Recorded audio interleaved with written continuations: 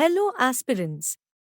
Today, in this video we are going to discuss the current affairs of 18th January 2023. Our UPSC experts have ensured to cover all the topics from the news in less than 15 minutes to save your time. We have reviewed all the important newspapers and magazines including The Hindu, Indian Express, Down to Earth, PIB and others to bring this video to you. In this video, we will be covering the following 8 topics: Nattukotai Nagarathas, Purana Qila, Advanced Medical Directive Living Will, Minorities in India, ChatGPT, Role of Microfinance Institutions in Financial Inclusion and Economic Growth, Nila Kurinji, Fire Aid Initiative. So, let's get started. Our first topic is Nattukotai Nagarathas. The Sevay Pongal festival, which was recently held, attracted hundreds of Nagarathas from around the world. Nagarathas, also known as Nattukoti Chettiars, are a people of Indian origin who are known for their financial dealings and hospitality. They are followers of the Hindu religion and worship the Shiva and Muruga deities. They belong to a prominent business community and have a history of migration to foreign lands like Burma, Ceylon, Java, Sumatra, Malaysia, Singapore and Vietnam in the past. They originate from the Chettinad region, located in the southeastern part of Tamil Nadu, which is known for its unique cuisine, agriculture, and architecture. Chettinad is also known as the land of the Chettiars, which was a settlement of 96 villages in 1947 but now has diminished to around 75 villages. The Nagarathas were considered pioneers of modern banking, introducing concepts like debit, credit, expenditure, profit, and loss, which were all recorded in a document called Iyanthogai, trial balance, that reflected the current financial status of the business at any given time. They also created 96 villages and built 9 temples and were the primary providers of capital to Burmese cultivators during the colonial period. Now our second topic is Purana Qila. The Archaeological Survey of India, ASI, is set to begin excavation at Delhi's Purana Qila fort for the third time, following previous excavations in 2013 to 2014 and 2017 to 2018. The purpose of this excavation is to expose and preserve the trenches that were excavated in previous years. During earlier excavations, evidence of layers predating the Mauryan period was found. Purana Qila is located in the southeastern part of New Delhi and is a 16th century fort built by Sher Shah Suri and the second Mughal Emperor Humayun. The fort is standing on a site with thousands of years of history and has been identified as the ancient settlement of Indraprasth. A continuous habitation of 2,500 years at Purana Qila was established in earlier excavations.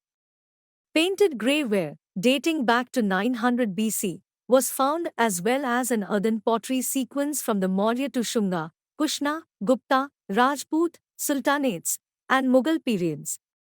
Excavated artifacts include sickles, paras, terracotta toys, kiln-burnt bricks, beads, terracotta figurines, seals, and dealings. Historian Alexander Cunningham identified the fort with that of Indraprasth. A fortification wall about 30 meters long was also found. Purana Qila has 3 arched gateways: the Bara Darwaza, Big Gate, facing west, which is still in use today, the South Gate, also popularly known as the Humayun Gate, and lastly, the Talaki Gate, often known as the Forbidden Gate. All the gates are double-storied sandstone structures flanked by 2 huge semicircular bastion towers, decorated with white and colored marble inlays and blue tiles. They are replete with detailing, including ornate overhanging balconies, or jharokhas, and are topped by pillared pavilions, chhatris, all features that are reminiscent of Rajasthani architecture, as seen in the north and south gates, and which were amply repeated in future Mughal architecture. The fort also has Qila-e-Kuhna Mosque and the Sher Mandal, both credited to Sher Shah. Now next topic is Advanced Medical Directive Living Will. Recently, a constitution bench of the Supreme Court questioned the usefulness of executing an advanced medical directive, also known as a living will, in India, as a person is already free to refuse invasive treatment and accept death. An advanced medical directive is a document that outlines a person's wishes regarding medical treatment if they are unable to communicate or make an informed decision due to being unconscious or in a coma. In India, the legality of advanced medical directives was recognized by the Supreme Court in the case of Common Cause versus Union of India in 2018. The court gave sanction to passive euthanasia and living wills advanced directives for terminally ill patients or those in a persistent vegetative state. The court also laid down guidelines for the execution of living wills. To create a living will, an adult who is of sound mind and able to communicate, understand, and comprehend the purpose and consequences of the document must voluntarily create it. The document must be in writing and clearly state when medical treatment can be withdrawn or if specific treatments that would delay death should be given. It must also specify if the patient can revoke the instructions and name a guardian or close relative who would be authorized to give consent to refuse or withdraw medical treatment in the event the patient becomes incapable of making decisions. Now moving towards our fourth topic, minorities in India. The Supreme Court has expressed dissatisfaction with 6 states and union territories for not providing their comments to the central government on the identification of minorities at the state level. The National Commission for Minorities, NCM, was set up under the National Commission for Minorities Act in 1992 to protect the interests of minorities.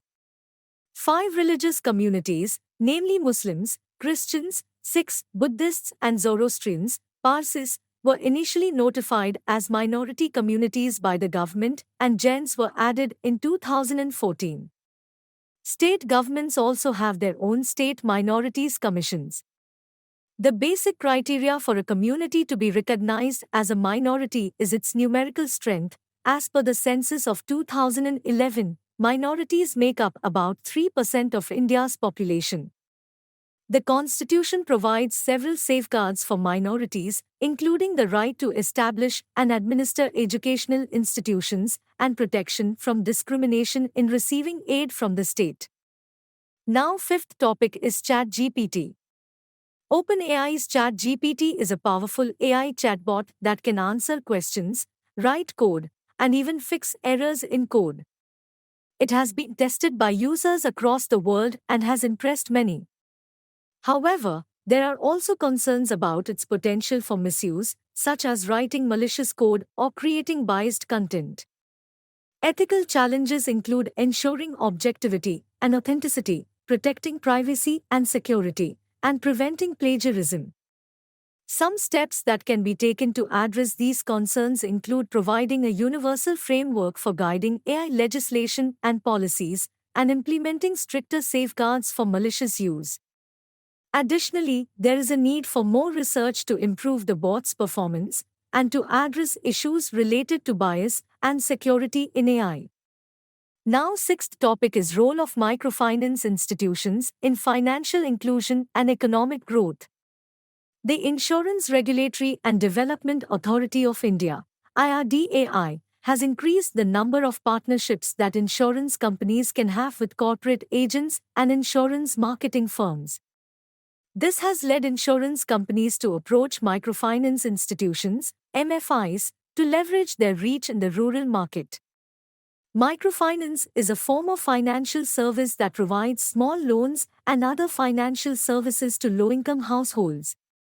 In India, all loans under 1 lakh rupees are considered microloans and are delivered through a variety of institutional channels such as scheduled commercial banks, cooperative banks, non-banking financial companies, and MFIs registered as NBFCs.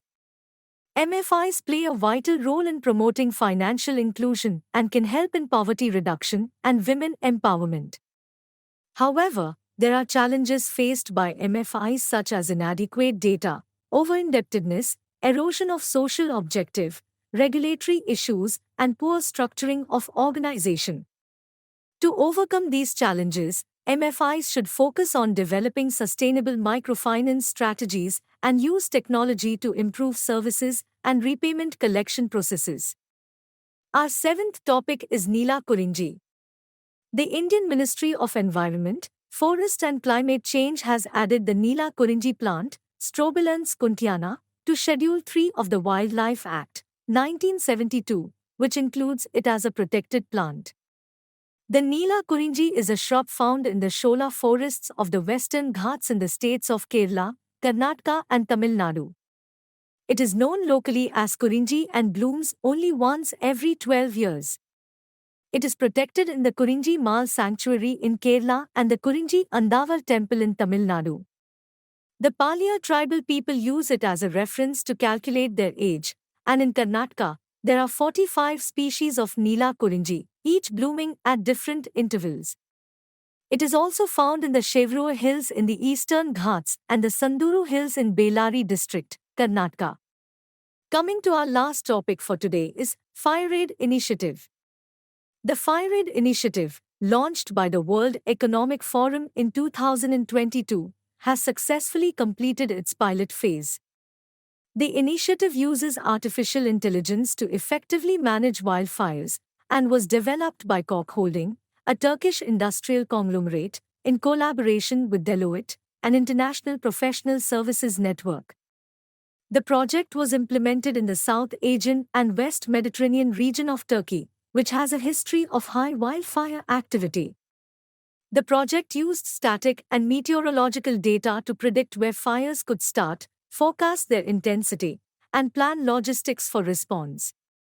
This resulted in a reduction in response time and risk to firefighters. The initiative can now be scaled up and expanded to other regions.